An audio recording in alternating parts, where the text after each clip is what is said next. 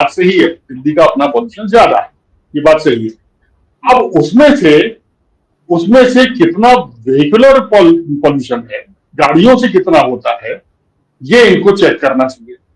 फिर ये तय करना चाहिए कि साहब गाड़ियों से अगर हम इनको हटा दें 10 साल और 15 साल पुरानी गाड़ियों को, तो इससे कितना हम रोक पाएंगे। तुम्हें हैरानी होगी जान के कि आज तक ऐसी कोई स्टडी हुई ही नहीं है कि 10 साल और 15 साल पुरानी गाड़ियों को हटा देने पर कितना पॉल्यूशन खत्म, कितना होगा, बस कोई स्टडी नहीं। हाँ,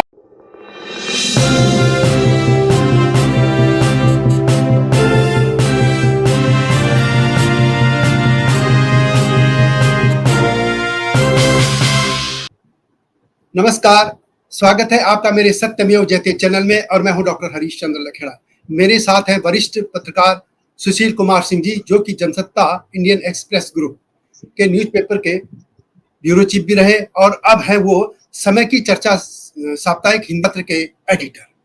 सुशील जी, आपका स्वागत है मेरे चैनल में। हम इस बार बात करेंगे सिर्फ दिल्ली पर। दिल्ली की नई सरकार आई है, लंबे समय बाद भारतीय जनता पार्टी को मौका मिला है, लगभग 25-26 साल बाद।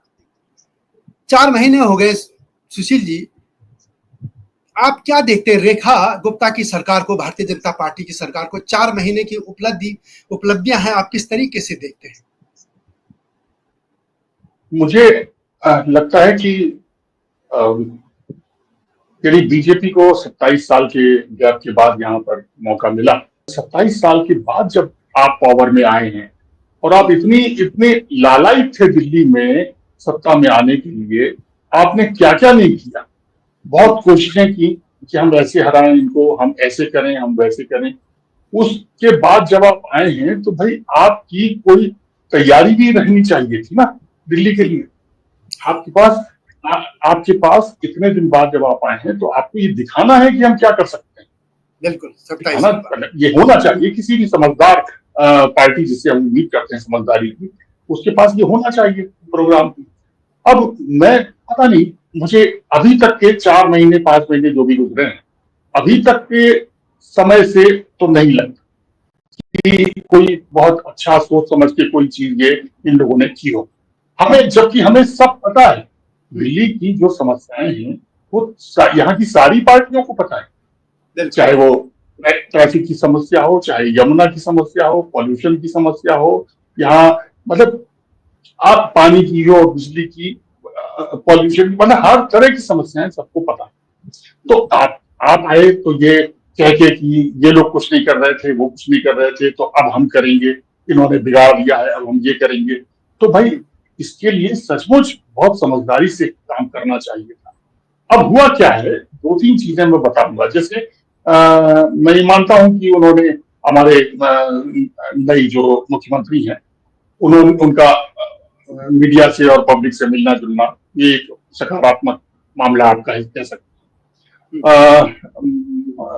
मीडिया से मुझे लगता है कि सभी मंत्रियों का मिलना जुलना जो है वो कुछ ज्यादा हो रहा है, ये भी अच्छी बात है। हालांकि मैंने तो आम आदमी पार्टी के लोगों को भी और कांग्रेस के लोगों को भी, जब वो पावर में थे तो शीला दीक्षित के वक्त में, तब भी मैंने मंत्रियों को काफी मिलते जुलते देखा मीडिया वालों से। हाँ, जनता से मिलना बहुत जरूरी है ज्यादा। वो शायद ये ज्यादा कर रही है, शायद ये ज्यादा कर रही है, और ये एक अच्छी बात। अब क्या है कि आपने जो स्कीम्स, जो आप योजनाएं ला रहे हैं, जो आप कुछ नया करना चाह रहे हैं, उसमें समस्या आ रही है। ये ताजा मामला पहले हम देखें, जो पॉल्यूशन के नाम पर जो 10 साल से ज्यादा पुरानी पेट्रोल की गाड़ियां और 15 साल से ज्यादा पुरानी 10 साल से ज्यादा पुरानी गाड़ियां डीजल की और पेट्रोल की 15 साल, उनको हम डीजल को ईंधन नहीं देंगे, ये तय हुआ। अब बात यह है कि ये इनसे पहले, सरकार से पहले क्या है वो, commission for air quality management, CAQM, उसने कहा भाई ये करना चाहिए और इन्होंने कर दिया, इन्होंने लागू कर दिया, इन्होंने डिक्लेयर कर दिया कि इस तारीख से कर दिया। ये ऐसा मामला था जिसका पहले ट्रायल होना चाहिए। बिल्कुल, हाँ, ट्रायल होना चाहिए। है ना। अब आप कह रहे हैं जब वो, आप मालूम है ना कैसी अफरा तफरी मची है उस दिन, 2 दिन। उसमें क्या हुआ है कि आप पेट्रोल पंप पर पहुंचे, कोई वहां पर कैमरे लगे हुए हैं, वो कैमरे जो हैं वो एक स्पीकर से भी जुड़े हुए हैं, यानी वो आपके डेटाबेस से ट्रांसपोर्ट डिपार्टमेंट के कैमरा उसको पकड़ेगा, आपके प्लेट को, नंबर प्लेट को, और उससे पता लगाएगा ये किसकी गाड़ी है, कितनी पुरानी हो गई। ठीक है, उसको जब पता लगेगा ये 10 साल से या 15 साल से ज्यादा पुरानी है, तो स्पीकर पर आवाज आएगी, इस गाड़ी को, ये नंबर की गाड़ी है, अलग कर लीजिए, इसको रोक लीजिए, इसको ईंधन मत दीजिए, ये सब ये होना था। लेकिन वो, कोई कैमरा खराब है, कोई स्पीकर खराब है, तो वहां ऐसी अफरा तफरी मची कि वो, कोई किसी को कुछ कह रहा है, कोई किसी को कुछ कह रहा है। स्कीम के जो अनाउंस किया गया था उसके हिसाब से काम चला नहीं। ये CAQM को भी लिखा है, और अब ये कह रहे हैं कि हम कोर्ट में भी यही कहेंगे। CAQM ने इनको ये लागू करने के लिए, इस स्कीम को लागू करने के लिए इसलिए कहा था कि NGT ने और सुप्रीम कोर्ट ने उससे कहा था कि आप ऐसा करिए। अब यहाँ मुद्दा आता है कि आप कह सकते हैं बड़े आराम से, जो ये कह रहे हैं कि हमें तो कोर्ट ने कहा था या CAQM कमीशन ने कहा, लेकिन उन दोनों के सामने आपको पहले ही अपनी बातें रखनी थी। आज ये कह रहे हैं हमारे मनजिंदर सिंह सिर साहब, जो पर्यावरण मंत्री हैं, या CM मुख्यमंत्री जो हैं रेखा गुप्ता, वो दोनों ये कह रहे हैं कि हम अदालत से कहेंगे कि भाई देश में और कहीं तो ये होता नहीं है, बाकी सब जगह तो फिटनेस देखी जाती है गाड़ी की और उसके हिसाब से चलने दिया जाता है। अगर फिटनेस में पास हो गया तो वो चाहे 20 साल पुराना हो या 25 साल पुराना हो, चलने दिया जाएगा। और स्टेट में तो ये हमारे यहाँ क्यों है, अब इसको समझिए। हमारे यहाँ इसलिए है कि यहाँ पॉल्यूशन की समस्या है भयानक। चेन्नई में उतनी समस्या नहीं है, बेंगलोर में उतनी समस्या नहीं है, बॉम्बे में उतनी समस्या नहीं है।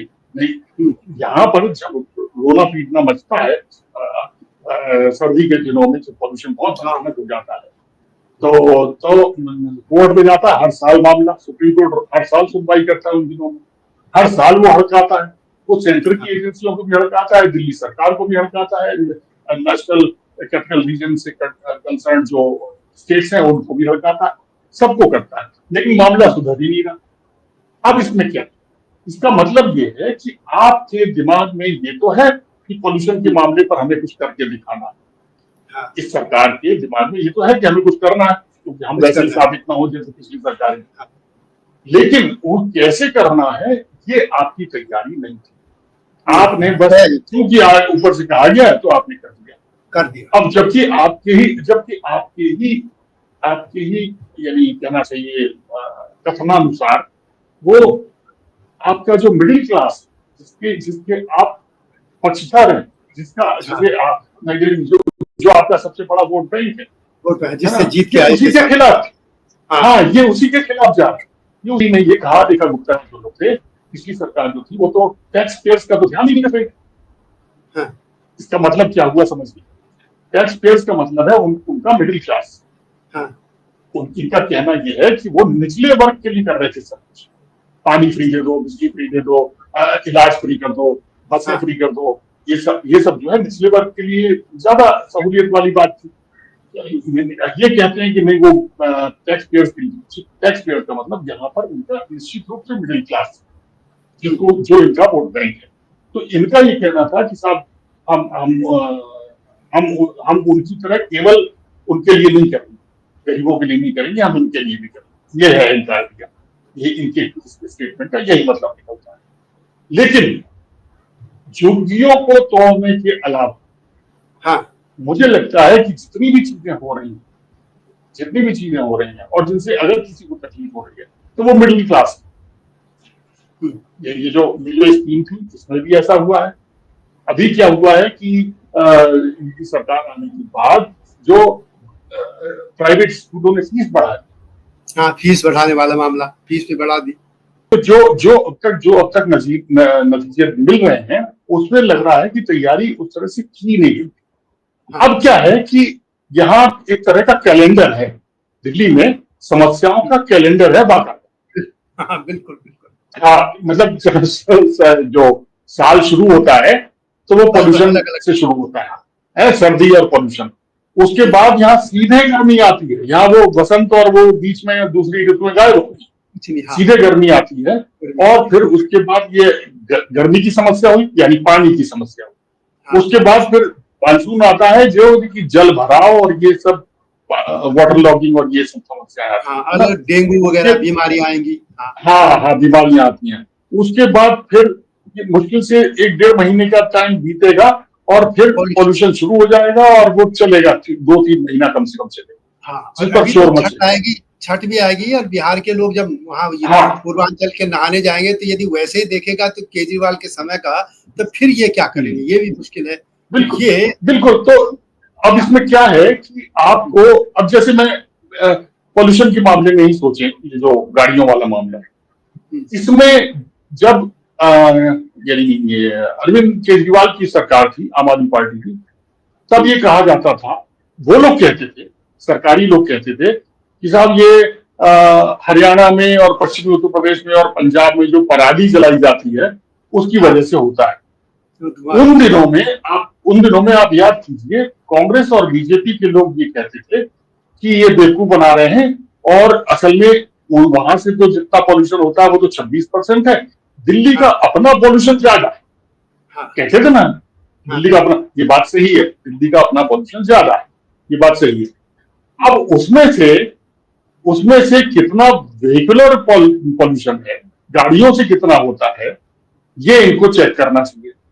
फिर ये तय करना चाहिए कि साहब इन गाड़ियों से अगर हम इनको हटा दें 10 साल और 15 साल पुरानी गाड़ियों को, तो इससे कितना हम रोक पाएंगे। तो मैं हैरानी होगी जान के कि आज तक ऐसी कोई स्टडी हुई ही नहीं है कि 10 साल और 15 साल पुरानी गाड़ियों को हटा देने पर कितना पॉल्यूशन खत्म, कितना होगा, बस कोई स्टडी नहीं। हाँ, तो अब अच्छा, और अगर 10 साल के बाद दूसरे स्टेट्स में फिटनेस के नाम पर वो गाड़ियां चलती रह सकती, तो फिर यहां क्यों आप उनको रोकोगे, है ना?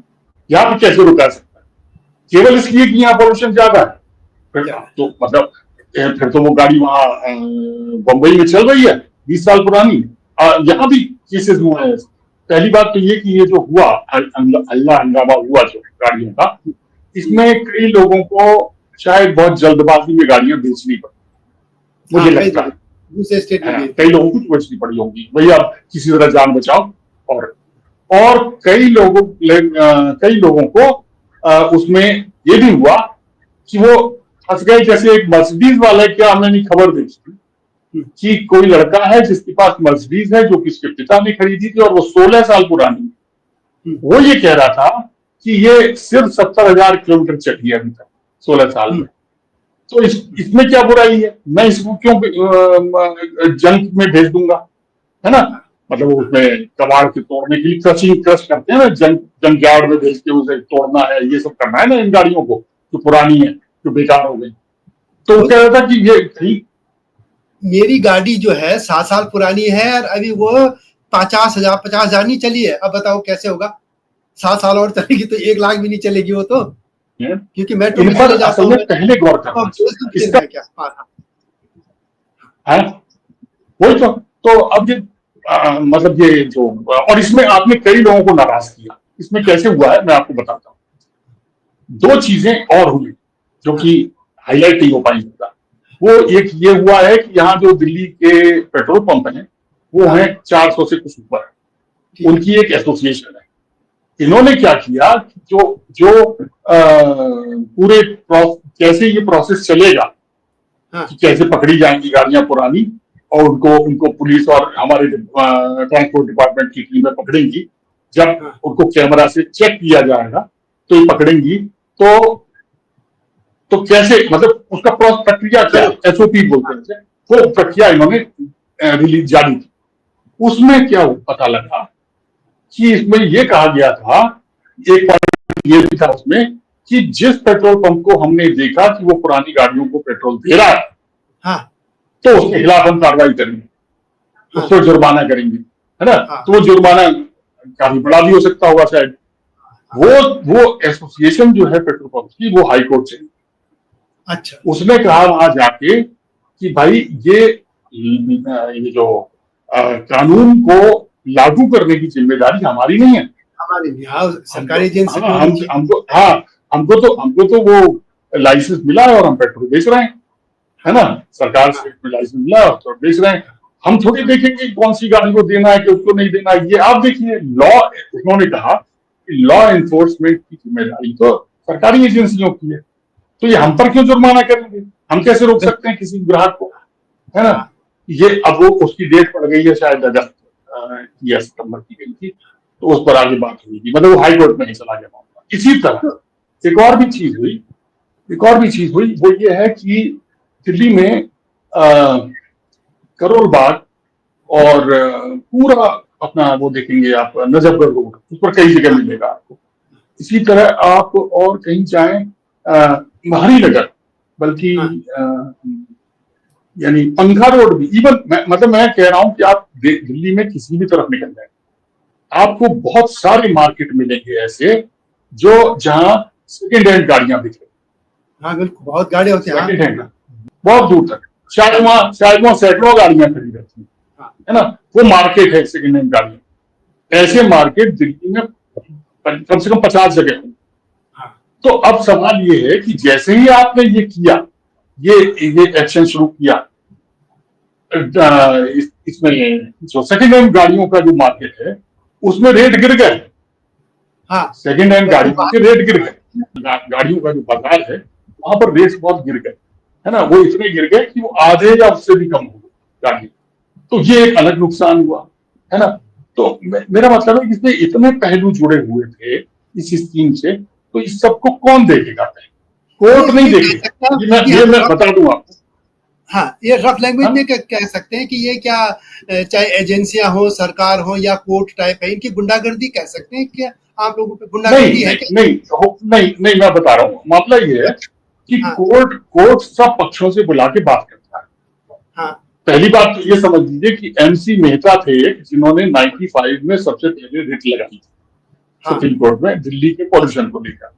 वो चलती रही, हाँ, और वो चलती रही और उसमें सारे पक्षों को समेटता गया, और भी रिट्स जो आई उसमें जुड़ती रही। यानी ये हमारे जो सुप्रीम कोर्ट है वो हर एक को वो जोड़ता है।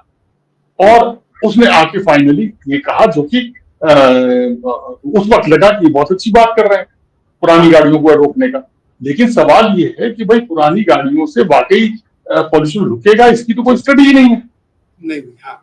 तो उनको कोर्ट को ये मैं कहना चाहता हूं कि भाई या तो सरकार को कहना चाहिए था कोर्ट से कि हमें ऐसी स्टडी करा लेने दीजिए पहले, अगर आप जनता के फेवर में सोचते हैं तो, है ना। तो आपको कहना चाहिए था। आपने वहां तो कहा नहीं, वहां से आप सुन के आ गए और आपने लागू कर दिया। बाद में कह रहे हैं नहीं साहब, इसमें तो पब्लिक परेशान हो रही है, तो हम उनका फिटनेस देखेंगे। और हाँ, अब मैं एक दूसरी बात कहना चाहता हूँ, ये जो फिटनेस वाला मामला है गाड़ी, ये जब भी शुरू होगा, क्या ये उसी तरह शुरू होगा जैसे हम पॉल्यूशन सर्टिफिकेट देते हैं गाड़ियों को? क्योंकि उसमें मैंने बहुत करप्शन सुना, बहुत ज्यादा करप्शन है उसमें। अगर मान लीजिए आपकी गाड़ी में कुछ धुआं हुआ निकल रहा है, तो वो तब भी आपको सर्टिफिकेट मिल जाता था पैसे वैसे दी। तो ये जो फिटनेस वाली स्कीम चलेगी, जब इस फिटनेस देखने की पुरानी गाड़ियों की, तो उसमें भी ये हो सकता है। हमें एक लाइसेंस हो गया, लाइसेंस ले लो, फिटनेस का पैसा खाएंगे वो लोग। तो मेरा मतलब ये है कि इसमें कितने लेयर्स हैं इस स्कीम के। हर जगह आपको तैयारी करनी है, तब जाके होगा। और सिरसा साहब ने ये कहा था कि हमारे जो कैमरे लगे हैं हर पेट्रोल पंप पर, कई महीने से लग रहे थे, उन्होंने ये कहा था कि हमारे जो कैमरे लगे हैं ये जुड़े हैं ट्रांसपोर्ट डिपार्टमेंट के डेटाबेस से, और ये फौरन पहचान लेंगे कि ये गाड़ी जो है इतनी पुरानी है ना, क्योंकि उससे जुड़े। अब इन्होंने प्रेस कॉन्फ्रेंस जब की है रोकने के लिए कि हमने लेटर लिखा कि रोक दिया जाए, हाँ, तो उसमें बोल रहे हैं उस प्रेस कॉन्फ्रेंस में कि हमने लिखा उनको कि अभी ये कैमरे ठीक से डेटाबेस से जुड़े नहीं। अब बताइए, आप ही तो कह रहे थे कि जुड़े हैं, है ना, कि जोड़े जाएंगे। तो इसका मतलब है आधी अधूरी तैयारी से किया ना ये मेरा। अच्छा, ओवरऑल एक चीज बताइए मुझे कि वैसे तो अभी दिल्ली में कोई चुनाव है नहीं, अभी लोकसभा फिर विधानसभा, अभी तो फिर MCD। अगर चुनाव होते, मैं एक बात कह दूं, अगर चुनाव बीजेपी से, हाँ, मैं यही कहना चाह रहा हूँ, अगर आसपास चुनाव होते हैं हाँ तो बीजेपी इतनी ढिलाई से, इतने इतने आराम से ये काम नहीं कर सकती।